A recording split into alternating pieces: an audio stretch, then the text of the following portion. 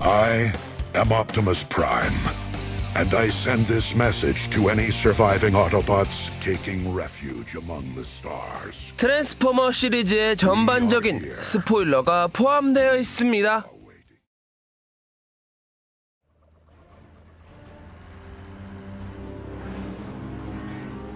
(2007년) 첫 번째 이야기가 개봉하여 4편의 시리즈로 이어진 트랜스포머. 여러 호평과 혹평 속에 곧 5번째 이야기가 개봉할 예정인데요. 앞선 영화들이 보여준 모습 때문에 이번에 개봉할 최후의 기사에도 여러 걱정이 되는 부분들이 있습니다. 이번 영상에서는 트랜스포머가 왜 이런 우려와 걱정을 받게 되었고, 그에 따라 개봉할 영화가 어떤 내용을 가질 것인지 이야기를 살펴봅니다.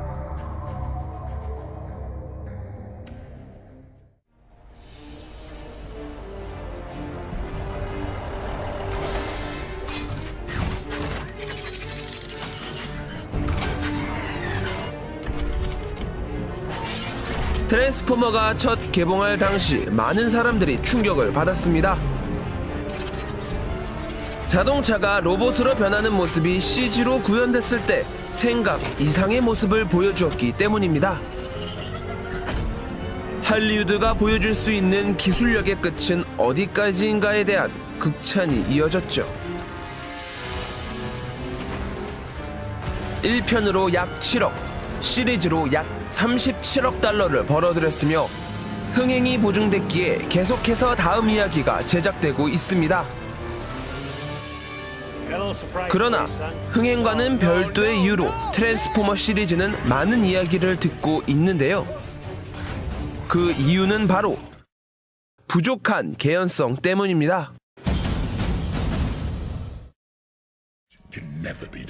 예를 들어 패자의 역습은 메가트론이 폴른과 손잡고 보여주는 이야기와 오토봇이 미군에서 대해지는 두 가지 입장과 그에 관한 이야기,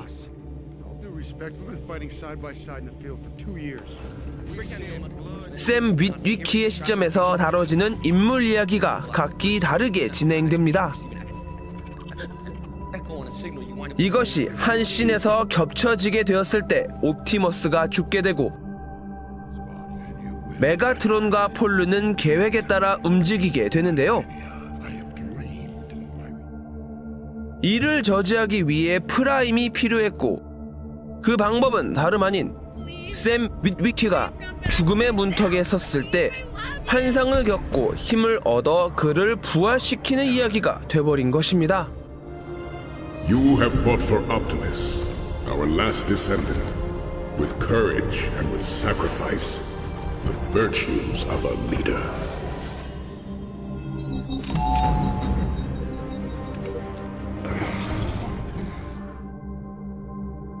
비록 외계 설정들이 지구의 관점에서 납득되지 않는 부분이 존재한다 하더라도, 그것이 주인공이 가져야 할 용기와 치환된다 하더라도, 갑작스런 환상으로 이야기가 변하는 것은 허무함 밖에 느껴지지가 않네요.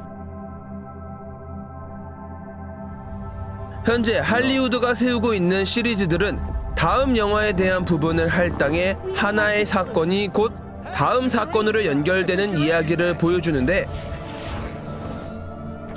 트랜스포머의 세계관은 그 연결이 두텁지 않습니다.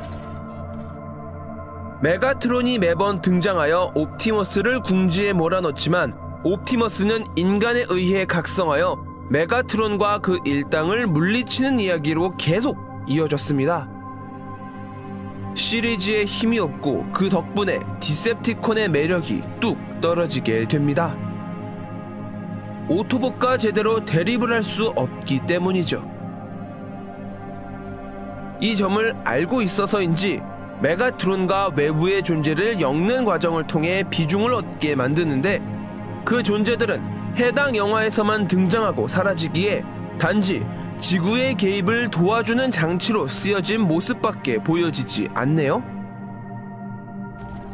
이러한 모든 것은 사라진 시대에서 정점을 찍습니다. 많은 요소들이 있지만 이 장면 하나로 설명이 가능합니다. 분명 지구는 인간이 사는 곳이고 이야기에 필요한 존재지만 오토봇보다 압도적이던 모습에 비해 인간이 쏘는, 그것도 자신의 우주선에서 인간의 최적화된 무기에 맞아 빈틈을 보이는 모습은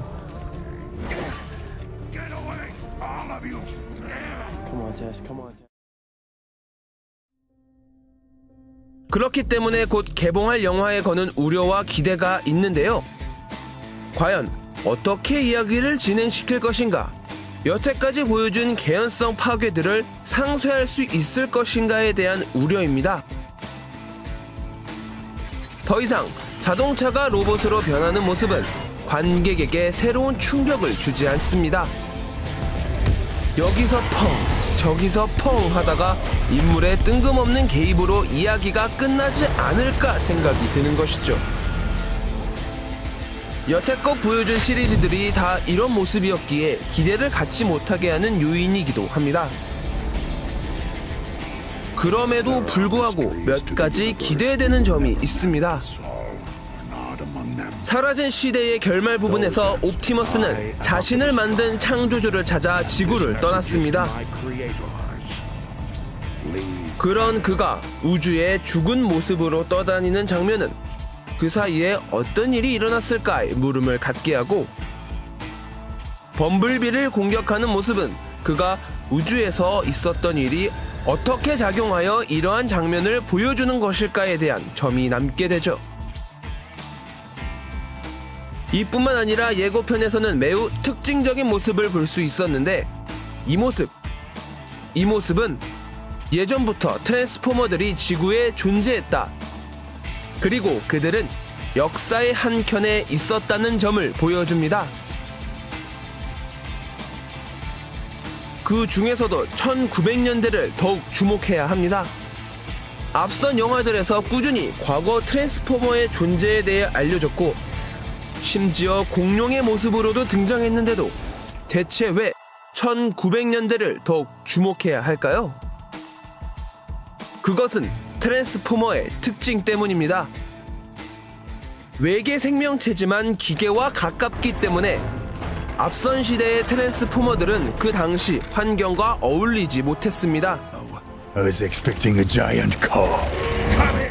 세계대전이 일어났던 1900년대 초중반은 기술의 발전이 일어나던 시대였고 그에 따라 많은 기계들이 만들어졌습니다. 트랜스포머들에게 유리한 환경이 제공된 것입니다.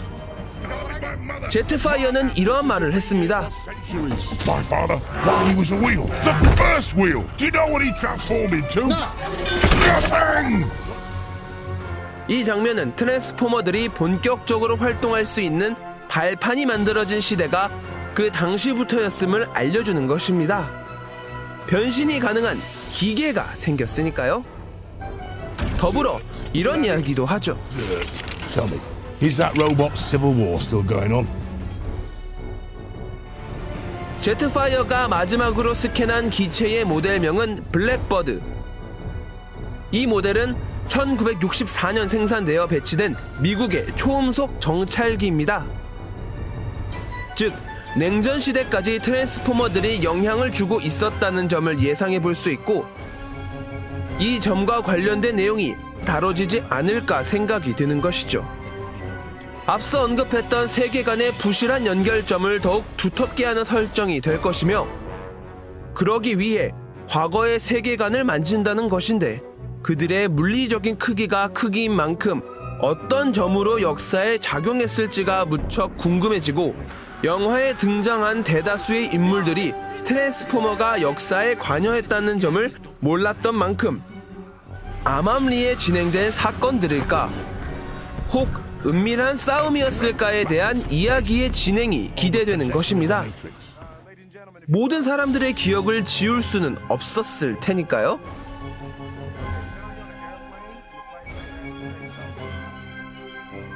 여기에 모든 시리즈에 등장했던 메가트론이 다시 한번 또 등장할 예정인데요. 그동안 안습한 처지에 처했던 메가트론이 이번엔 어떤 이야기를 들고 올지 기대가 조금 되네요. 과연 트랜스포머의 5번째 작품이 될 최후의 기사는 우리에게 어떤 이야기를 들려줄까요?